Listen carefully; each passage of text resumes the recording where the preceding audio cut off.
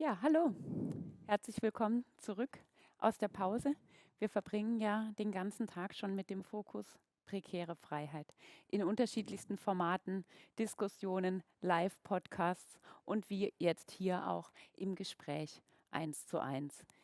Das Recent Globe hat dieses Wissenschaftsfestival schon zum 4. Mal organisiert und möglich gemacht. Und das basiert auch darauf, dass viele Partnereinrichtungen mit an Bord sind, unter anderem eben die, die heute hier mit uns dieses Gespräch am Nachmittag ermöglichen. Es ist das GESI, es widmet sich der Lehre und der Forschung im Bereich Globalisierung und Europäisierung, während der Fokus des Frankreich-Zentrums schon im Namen begründet ist. Es widmet sich Frankreich und der frankophonen Kultur als Schwerpunkt. Ich freue mich, dass ich euch heute begrüßen darf und gebe gerne an dich, Megan Maruschke, und deinen Gast für das Gespräch gleich. Möchte aber auch noch darauf hinweisen, dass heute Abend dann um 19 Uhr das Paradigmen Slam um 19 Uhr im Paulinum stattfindet. Und das widmet sich natürlich auch dem Thema Freiheit mit dem Titel Was ist Freiheit? Wir sehen uns dann spätestens dort gerne wieder. Und jetzt wünsche ich erstmal ein gutes Gespräch zum Thema Abtreibungsdiskurs in den USA. Vielen Dank. Thank you. Thanks very much for the introduction. I'm Megan Maruschke, Junior Professor for Global Studies at the Global and European Studies Institute at Leipzig University. And as already said, I've convened this panel together with the Frankreichszentrum. More countries recently have legalized and expanded access to abortion, especially in Latin America, but we see in other cases stalling discussions, such as in Poland, even though it was an issue that mobilized voters in the last election, and also recently and most explosively in the US with the rollback of the federal constitutional right to abortion access in 2022. The issue is driving the current election cycle that's coming up very soon to an end, decided November 5th. It's one of the key topics when selecting a president, but it's also on the ballot in about 10 states at the moment. Part of the motivation for opening this conversation today is to understand from historical but also contemporary perspectives here in Germany, specifically Eastern Germany and in other parts of the world, what we can learn about what happens to people, what happens to women when they lose access to abortion. So our panel today will be held in both German and English due to the expertise and background of our two guests. So we're joined today online by Professor Irene Maffi and in person by Luisa Klatte. Not sure if we can bring up Irene. There she is on our screen. Thank you. Irene Maffi is Professor of Social Anthropology at the Institute of Social Sciences at the University of Lausanne. She's a specialist of the Arab world and has conducted research in the domains of political anthropology, anthropology of sexuality and reproduction, and medical anthropology. Her research has more recently also expanded to Europe on the topic of migration, focusing on foreigners and also undocumented foreigners' access to healthcare services in southern Italy.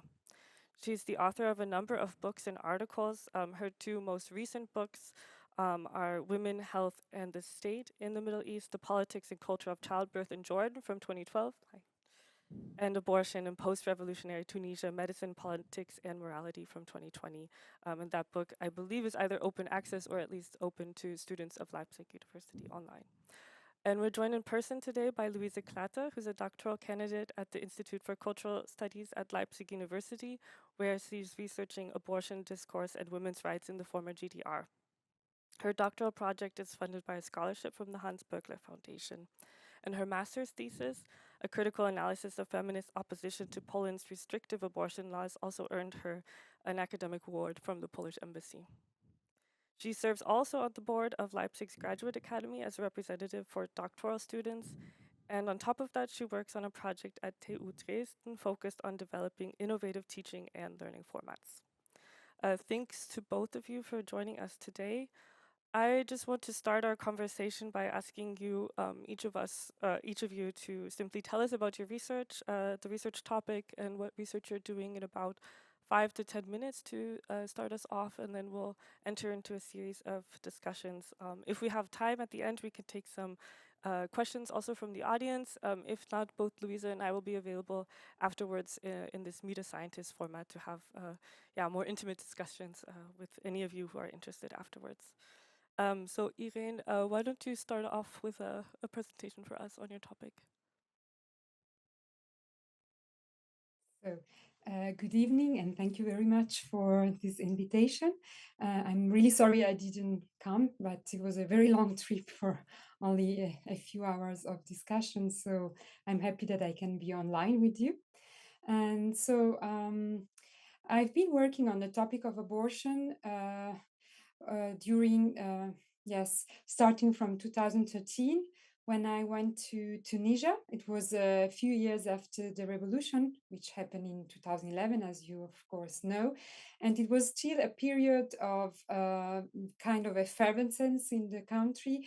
And the Constituent Assembly was still working on the new constitution. And as you probably know, in October 2011, the party which won the election was Ennahda, which is an Islamist party. And the Constituent Assembly was composed of a lot of very conservative representatives of this Islamist party, Ennahda.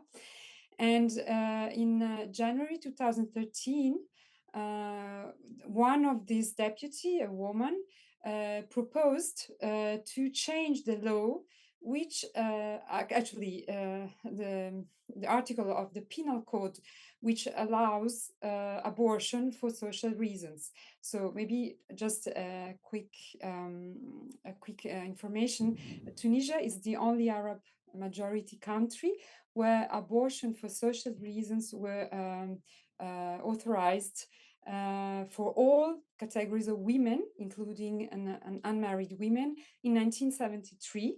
So even earlier than many European countries, for a reason related to demographic, let's say, the demographic control of the population, because the Tunisian post-colonial state adhered to the idea that to develop the country, to have a social and economic development, they had to lower the rate, the natality rates. So it was not authorized as a right to women, but as a means from above, let's say, to lower the natality rate of the country. So when I started to work there on this topic, it was a period where this decision, so to allow abortion, was questioned by the new representatives, democratically elected representative of the Constituent Assembly. So I thought it was very interesting to see what was going on practically in the sexual and reproductive health clinics that exist in the country. Because I had learned that in many clinics and also many hospitals, it was really difficult or even impossible to get abortion care anymore in 2013. So my research went on for 11 months, from the summer 2013 to the summer 2011. And I have been working in reproductive and sexual health clinics, and in a few hospitals where it was still possible to get abortion care. Before the revolution, it was possible in most hospitals, government hospitals, and in the network of sexual and reproductive health clinics, as well, of course, as in private clinics. So I worked in a period where it was kind of difficult to know if the new constitution was still going to allow women to get abortion care. But of course, again, it was not conceived of as a right, as an individual right or a woman's right in the country, but it was an exception to the penal code. But maybe we will talk about this later. So I worked with medical doctors, midwives, and also, of course, I talked to women who came to get abortion care. I talked also to officials working in the Ministry of Health. And I worked also with some NGOs in the country which were active in the domain of sexual and reproductive health rights. So they were working extremely actively in this domain, especially after the revolution. So I don't know if I have to say something more, if it's enough. That's fine. Thanks. I think that gives us a good overview of the topic and also your interest and research in it. Then we can follow up with a presentation from Luisa Klatte, and then we can get into, yeah, as you hinted at, more detailed discussions on certain points. Yeah. Go ahead. Yeah, thank you very much for the invitation and also for the introduction. As Megan mentioned, I'm working on the abortion discourse in the GDR, so in the German Democratic Republic, in my doctoral project. And I would like to introduce or like to explain this topic first by explaining like how this idea for this project evolved, because before working on the GDR, I was working on Poland and especially on Polish feminism and feministic critique of the restrictive abortion discourse, because yeah, it's, if we talk about abortion in Poland nowadays, it's always about the restrictive law and not about like Polish voices or Polish feminist voices from the country who are also criticizing the restrictive law within Poland. So maybe you can go on to the next page. Yeah, so yeah, that's where I'm coming from the Polish feministic critique of the restrictive abortion discourse. And then I also like noticed when looking at the Polish abortion discourse, the striking absence of references to Polish socialism, so to the time between 1945 and 1989. Even though Poland's socialist era laws were, from a feminist perspective, more progressive than the laws from nowadays. So when turning my attention then to the German context and to the German abortion discourse, I recognized quite similar structure of also, like in nowadays abortion discourse debates, also the GDR history is completely missing. So if we talk about the paragraph 218 and the criminalizing abortion, then it's never or almost never recognized that in the GDR for almost 30 years it was possible to get abortion. It was not criminalized. And that was quite surprising for me. And then I thought, yeah, this I want to take a further look on this aspect of the German abortion discourse. First, it was also planned that I do kind of a comparison between Poland and Germany, but because of the short period of the doctoral project, I don't have time to do that, unfortunately. Maybe for a next scientific project, but for now I'm just looking at the GDR context and yeah, and both like the socialist missing within the Polish and the German abortion discourse that like kind of took me to post-socialist gender theories, and they're also a key lens in my research. And within those post-socialist gender theories, it's often like the Western dominance and gender discourses are criticized. So that actually, I mean, we know that from intersectionalist feminism also, from Black feminism, that there's always like this, the Western dominance of Western democratic countries, which is also seen within feminist theory. So like my aim with my doctoral project is to open up a bit this Western dominance and also let other perspective in the abortion discourse. To give you some more insight, I would quickly like to point out the abortion laws we had in, or there were in the GDR. In my doctoral project, I identified like 4 phases of different abortion laws. Actually, those are 5, but the 5th phase is after 89, so it's not really GDR history, but like common German history. But yeah, it was like from 1945 until 1950, so before the GDR officially was funded, but in the Soviet occupation zone, there was not one law for the whole zone, but different regional laws who enacted abort, or it was possible to abort there for social reasons, for medical reasons, and for criminological reasons. So it was the first time in the history of paragraph 218 that it was possible to have an abortion for social reasons.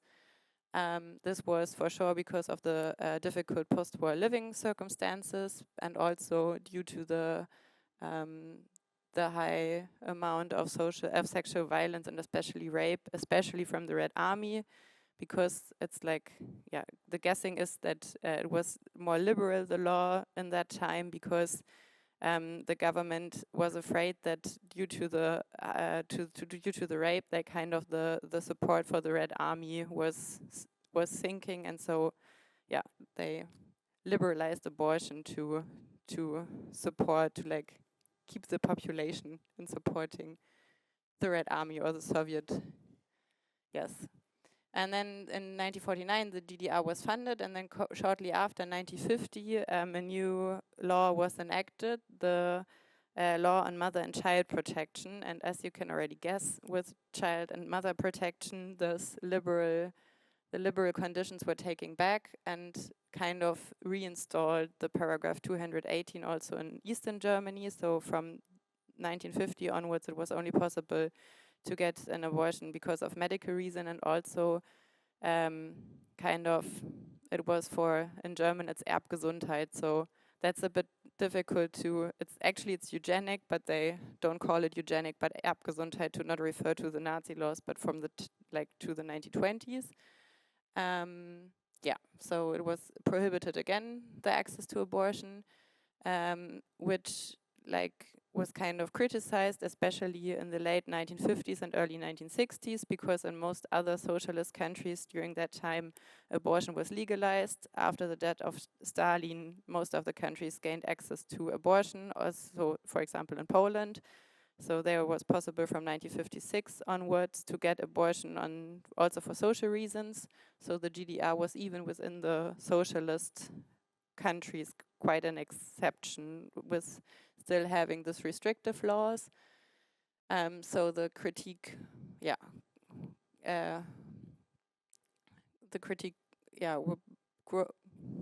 was get bigger, grew. Thanks. And so that led then in 1965 to instruction from the health minister. There was not an official instruction, so especially the pregnant woman in GDR didn't know about that, but he proposed that the medical reasons for getting abortion should be kind of should also include social reasons. So it was not possible, officially it was not possible to get abortion because of social reason, but unofficially it actually was from 1965 onwards, which kind of marked the third phase of abortion discourse in GDR, already pointing out that there might be a liberalization, which then actually happened in 1972.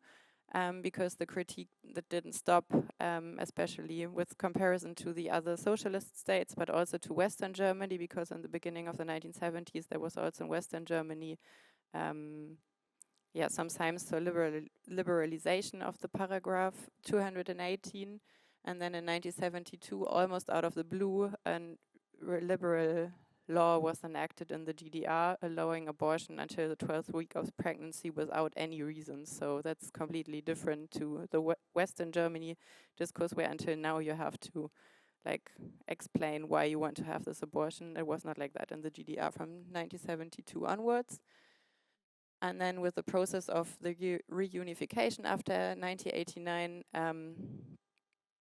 the people was already unsure how the future of the liberal abortion laws from the GDR would look like. At first, the government tried to make a compromise between the liberal law from Eastern Germany and the restrictive law from Western Germany by keeping this 12-week, it's called Fristenlösung, this 12 weeks.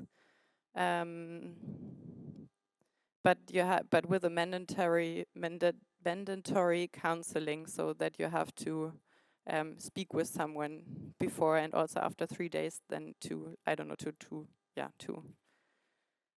tell again that you want to have this abortion. But this was not actually never went into place in Germany, because the Bundesverfassungsgerichtshof then, after the government of Bavaria and many Christian Democrats, politicians, they didn't want this combination, and so they in German you say Verfassungsklage, which actually won, and then in 1995 the paragraph 218 was reinstalled for the whole Germany. Yeah, so that's like the laws in the GDR. And just quickly, I want to like point out the analytical framework of my PhD project. I want to take 3 points into consideration. So at first, the legal framework, which I briefly explained now, but also taking women's rights into account, but also population planning strategies. And then the second big part of my analysis is about women's rights perspective within the GDR, because like in the early 1990s, many publication has been published about also women's rights, especially the independent women's movement in the 1980s. But for me, it's kind of missing a general overview about women's actors within the GDR. Also, there were a lot of politicians, like women's politicians, who really advocated for women's rights within the GDR, but those perspectives are almost never brought together, because either you are against like the SED regime and in favor for the independent women's movement, or it's the other way around. So I kind of like, with the topic of abortion, I want to bring those different perspectives together. And then, of course, also the negotiation processes during the political transformation of the 1990s are very important, and how this combination of both legislations never went into place, and also how women voices were silenced during this transformation process. And also there were, for example, a party funded who really tried to keep the liberal abortion laws, but they never got political power within the reunified Germany. So yeah. Thanks a lot for this explanation, and I think also bringing us close to where we are still today, actually, in the German context. To go to the first question to both of you, I mean, the topic of the festival is precarious freedom, and I think that's the first thing that I wanted to start with, was this question about abortion as a freedom. So in the current US election cycle, which I already mentioned, as I said, it's on the ballot in a number of states, but also Vice President Harris on the campaign trail has been talking about it as reproductive freedom. As a historian of the US, I would say that's actually rather new. I mean, not only in a longer term perspective, looking at the 19th century, and the second half of the 19th century is the first time that we actually see state legislatures taking up large scale bans and trying to regulate abortion and criminalizing the practice. And this basically, in the end, spread across the whole country. And we see even in the early 20th century, abortion is discussed in the context of public health to prevent maternal death on broad scales and to bring mortality rates down, something Irene also mentioned. It's also seen as a moral issue, a vice, something like gambling or drinking, and also, as Luisa mentioned, it's also talked about in terms of eugenics, but then also population control, and specifically racial population control in the Western lands and also US colonies. So it has its own colonial history. In the US, in the 1960s, the argument starts to take a turn towards the Constitution. So those in favor of legalizing the procedure eventually latch on to these arguments around privacy, rights to privacy existing in the American Constitution, which came up in previous court cases that were legislating on the issue of contraceptive use inside marriage first and then also outside marriage. And in contrast, those arguing against expanding access to the procedure used the 14th Amendment, which established personhood for enslaved persons in the US after the Civil War in the 1860s in order to give fetuses legal personhood status. By now, though, the conversation in the US is inextricable from that of individual rights and women's freedom. Which had prior to that only really been articulated in feminist circles, but now is the sort of mainstream discourse. But Irene hinted at that already, but my question is that the case everywhere that this is talked about in terms of rights and freedoms? And if so, probably only by specific actors. So I'm wondering, in your cases, is access to abortion or also loss of access being defined in terms of rights and loss of rights?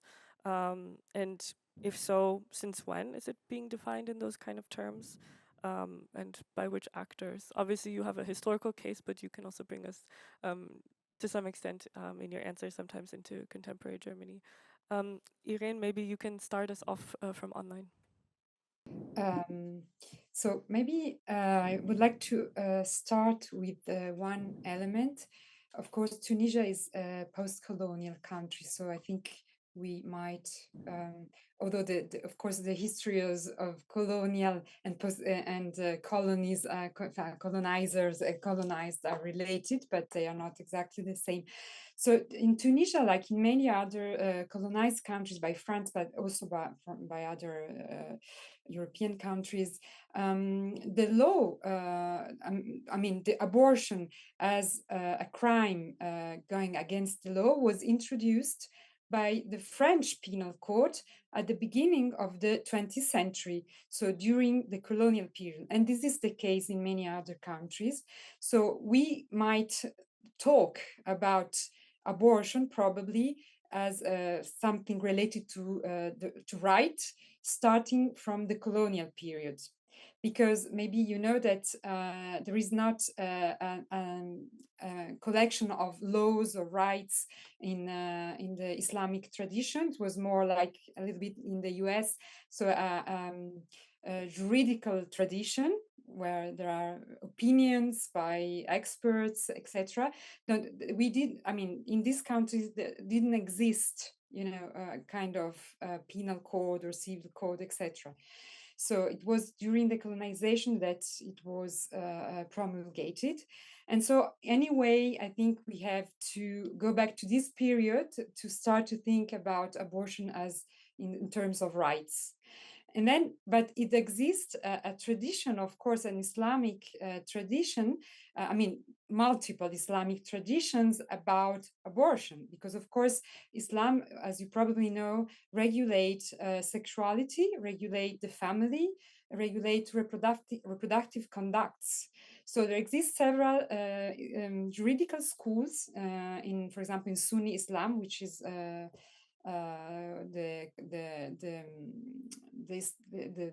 Islam which is prevalent in North Africa.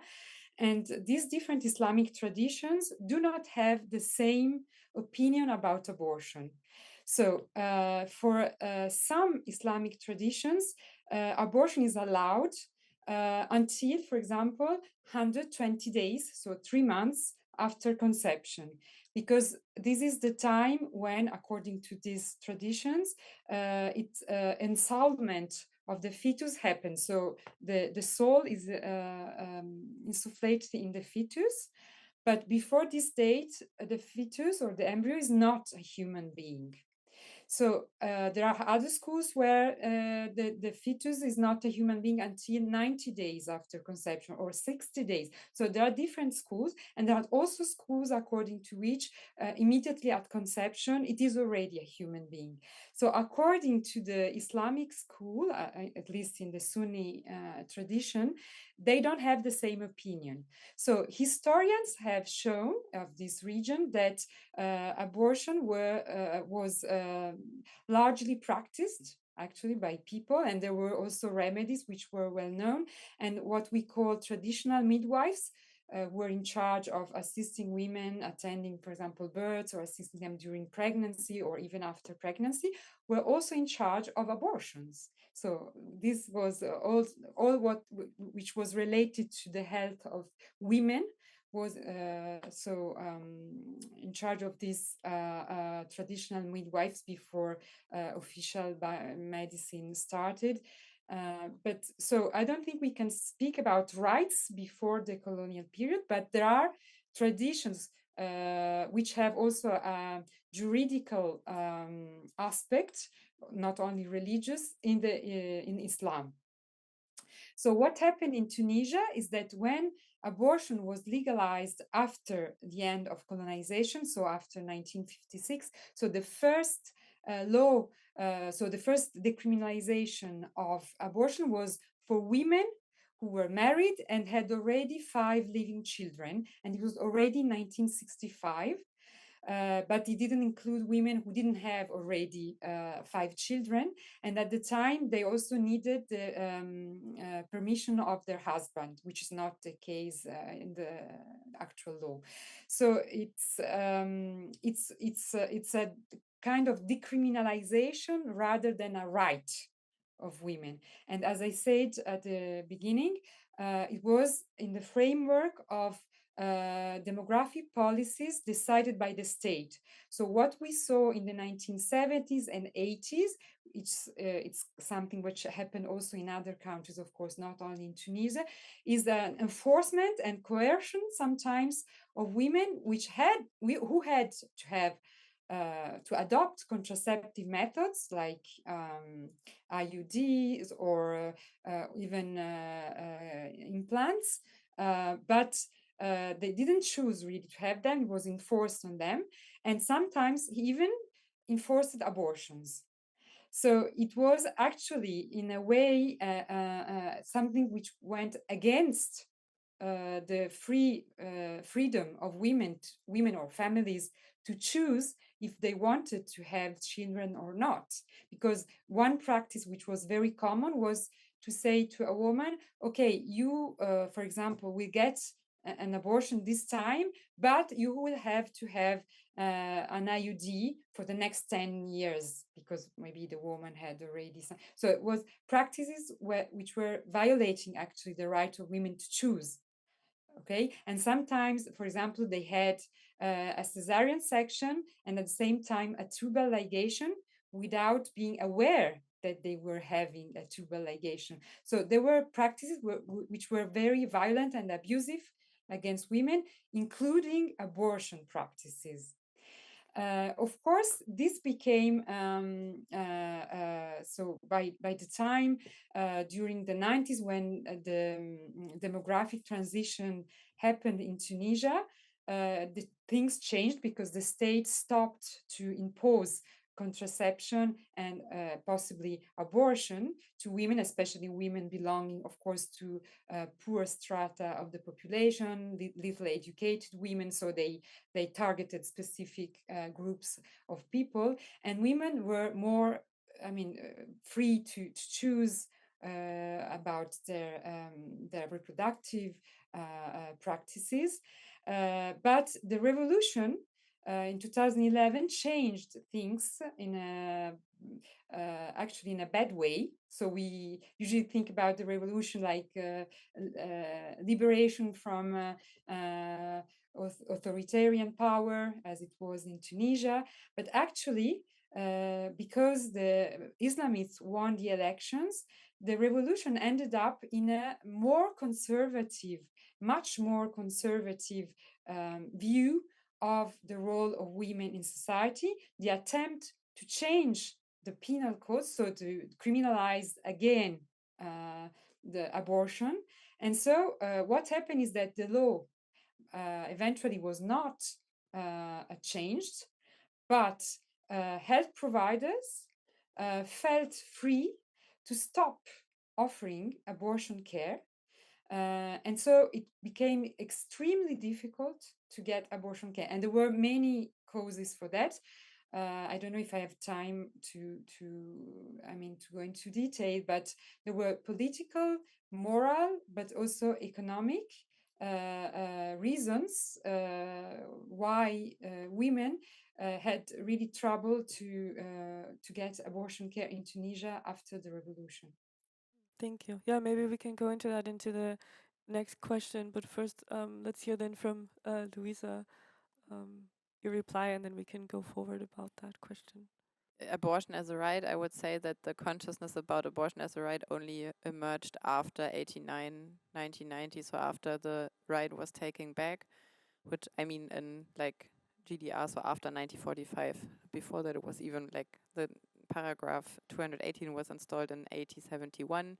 That was the first time ever that there was a law in Germany about abortion. That's, I think, another topic of how the paragraph in 218 was installed. But looking at GDR, I would say that the consciousness as abortion as a right, it only came into the consciousness after 1890, also because of the difficult maybe not difficult, but also the position of women's right in general in the GDR was completely different to women's right in Western Germany, for example. So with it was a constitutional law that women and men in the GDR has been equalized, but it also stopped there. So it was written in the constitution from 1949, and with that the government was always explaining everything. So like whenever there was discrimination of women, it was said then no, there's no discrimination because women and men are equal. So also the liberalization of abortion, I would say that was not perceived as a woman's right, but rather it was also a strategy to get women into work. So there was also economic interest behind that of the government to do so. And the medical right, having access to abortion. Yeah, so actually also I talked with a lot of women about abortion in the GDR, and they all say that nobody really talked about it in the 70s and 80s. It was just a common practice. Everybody knew what to do and where to go to, but it was not broadly discussed. Only after it was taken back, it was perceived as a right, I would say. Yeah, I think that gets both your last point and Irene's last point get to the next question, which is both of your topics deal with a major political change, right? And that was one of the interests that I had also in bringing your projects together. So both deal actually, I mean, even overtly with revolution, the peaceful revolution of '89 in your case, and the revolution of Tunisia in 2011. Societies move from authoritarian to democratic regimes or democratizing regimes, and to what extent do their understanding of revolution, so naming this kind of political change as such, but also democratization, play a role in redefining rights for women, and specifically in delineating new rights or changing these kinds of practices and beliefs? As Irene said, it's not necessarily a change of law, but perhaps changing practices regarding sexual reproductive health care and the role of women in society. And what I also find interesting is that in both cases, as I understand it, abortion was not, a main issue that drove this political change, and yet we still saw that access to the procedure underwent a major change. So why is that? Perhaps once again we start online with Irene and then move to Luisa. So thank you for the question. I think, as I told you, abortion was decriminalized for demographic reasons, and it came from above. It was not a women's movement like in many other countries of the global north. So in a way, the fact that it became a right for women was a kind of side effect of these policies, not exactly the result of a struggle from women. But of course, after the revolution, when the possibility to get abortion care became a challenge, actually, because it became really, really complicated for many women in Tunisia. So some women's associations, so feminist Tunisian feminist associations, that have a strong tradition actually in the country, started to really fight for that, but there was not really a popular movement or consensus around this. In part, I think, because it was a kind of, as Luisa also told, a practice that was there, so nobody really talked about that before, and also yes, it was not a necessity to struggle for that. But after the revolution, in Tunisia, I would say that the process of democratization paradoxically reduced women's rights in the field of reproduction and sexuality in many ways, because what happened is that healthcare providers, probably there were many of them who were already quite conservative in their ideas even before the revolution, but because there was an authoritarian regime imposing to some practices, one of them was offering abortion care, they couldn't say no, because they risked, to go to jail or to be ostracized, to lose their work. It was really an authoritarian regime. So once they became free, of course, to express their opinions and also to act accordingly to their ideas, they started to say, no, I am against abortion, so I will not offer you abortion care to a woman who will go to the hospital or to a clinic, government clinic. And so paradoxically, it was because of democratization that women lost the access to lost access to abortion and sometimes even contraception. So it was yes, we would not imagine this when we think about abortion, sorry, revolution. Subverting an authoritarian regime, we think that it will become more, freer and people have more rights. And this is not what happened in Tunisia. Also because at the same time, in the Constituent Assembly, they were discussing, representatives of the different parties, about also reducing other rights of women in other fields, like the work market or the domestic sphere, etc. So they were starting to speak about not equality between men and women, but complementarity. So say that women, they had to stay home and take care of children and of their husband, of course, and the husband will work and be the breadwinner. So going back to more kind of conservative roles for women and men, that in some way, they were still there, of course, in Tunisian society before the revolution, but there were laws promulgated by the authoritarian regime that were going against this, so giving more rights to women. So this is something which may appear paradoxical, maybe from our perspective. Mm-hmm. Thanks. Yeah, I would say it was quite the same, or of course not quite the same, but you could also see that the revolution does not necessarily bring liberalization of women for the case of GDR and the reunification.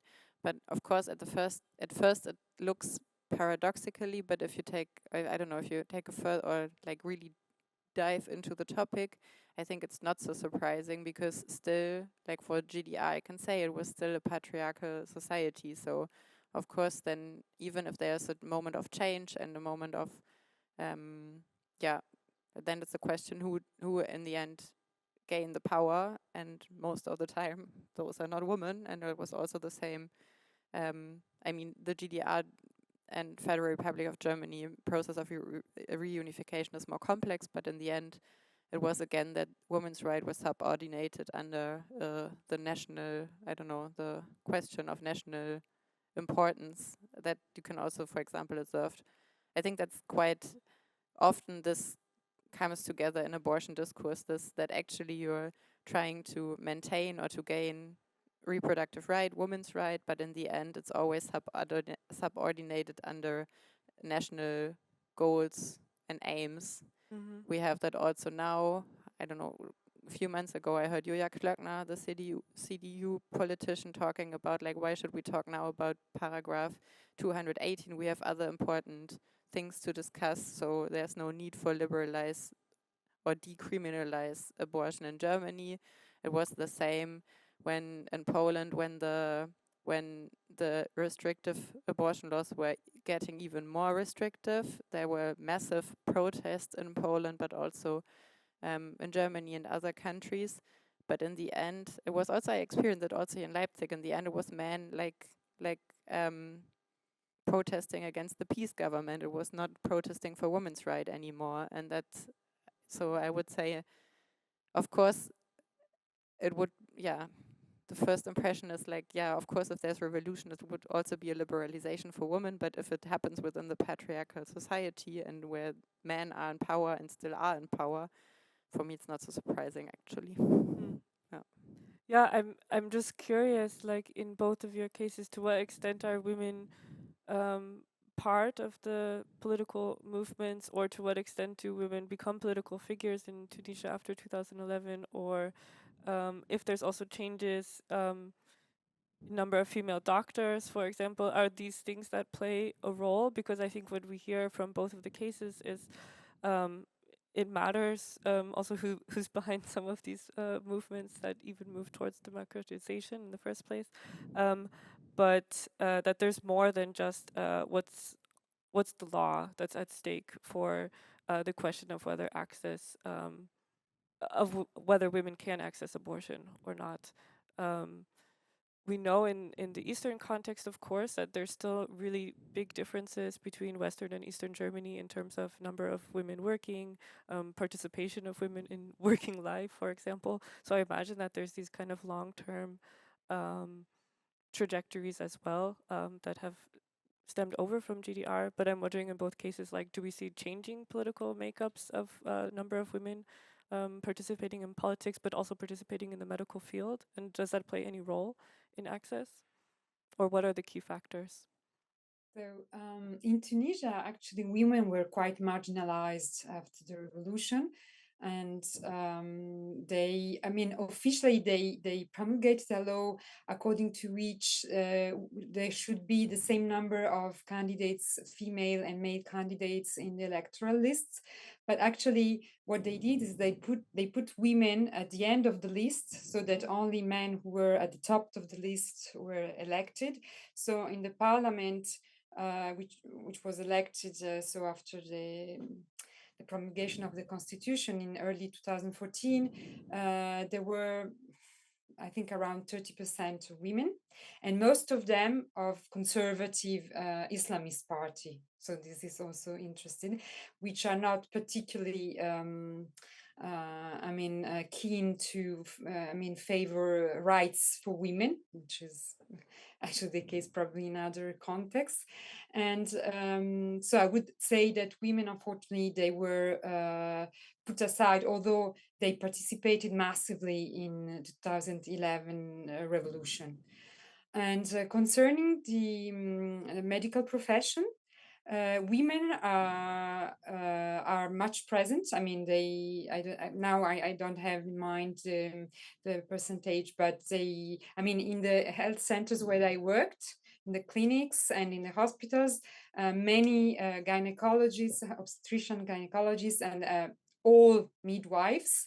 Of course, all midwives are women, and among gynecologists, there are a very high percentage of women, and especially in the government services, they try to have women because women often prefer, for example, to talk to women about contraception or abortion. And so they try to have women. So most of the people with whom I talked in the facilities where I worked were women, the very large majority.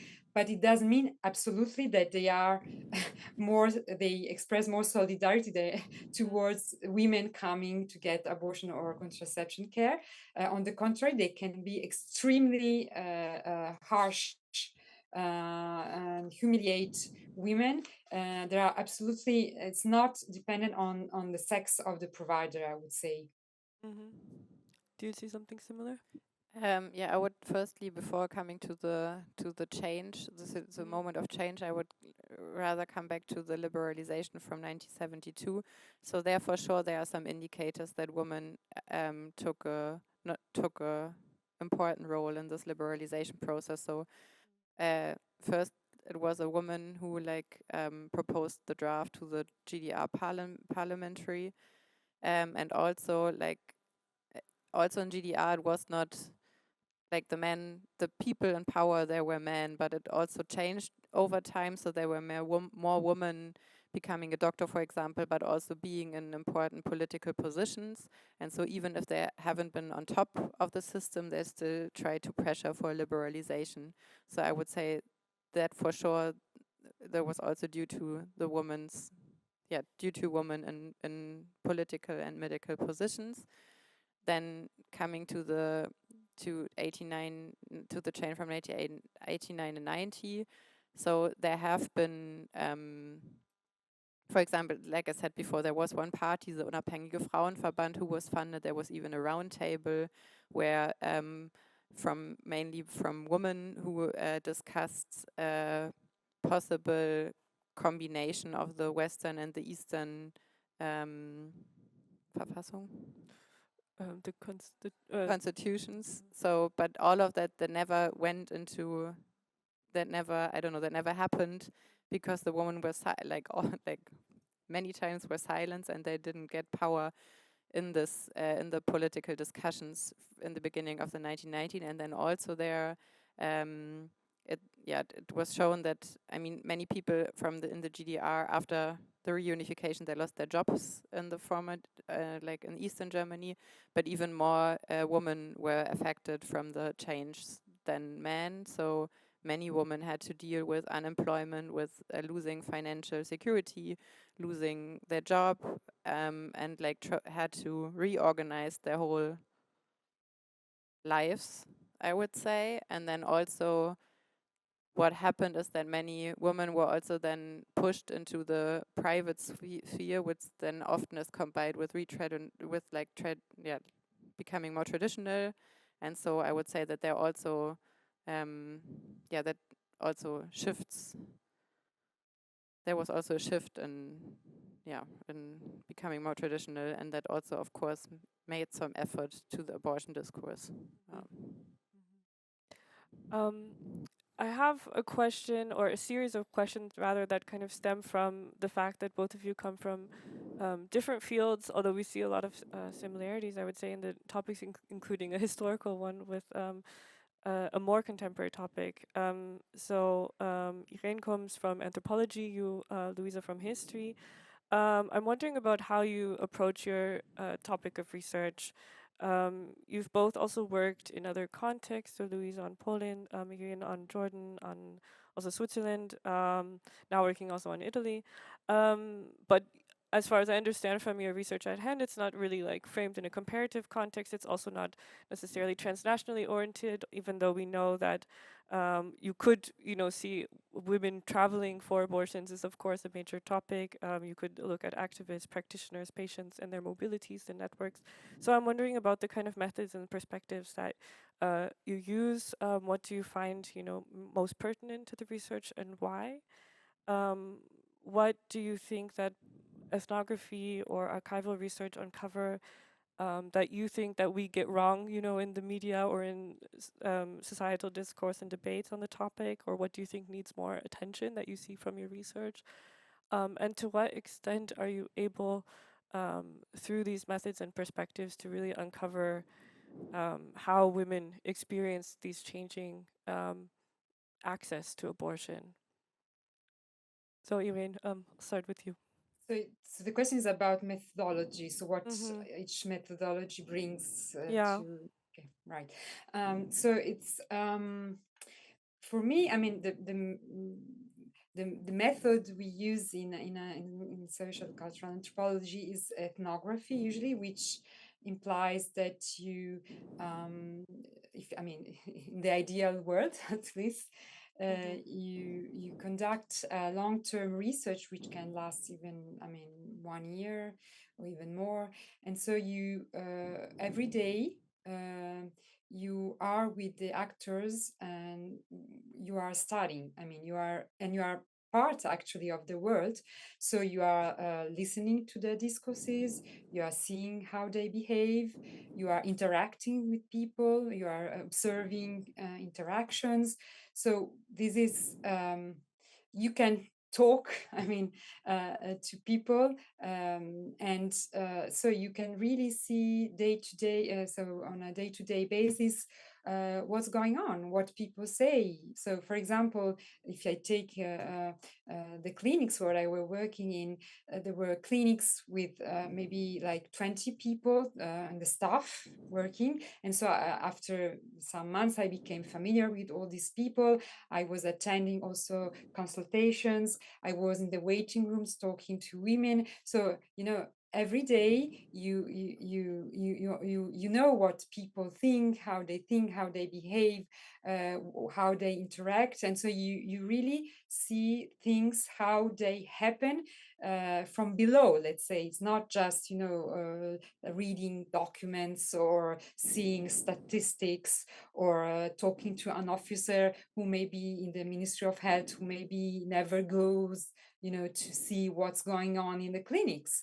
So you really see every day and for many, many months what's going on. So of course you maybe don't have precise statistics or numbers, although you can have some if they give it to you, but you got really the feeling of what's going on, how people are behaving, what people are saying. And so this is the richness for me of the ethnographic method, so that you really are in the environment you want to study, and you interact with the actors and you listen to them and you see what's going on daily. Is there some finding that you have then from this method and from these, long-term observations, knowing people personally?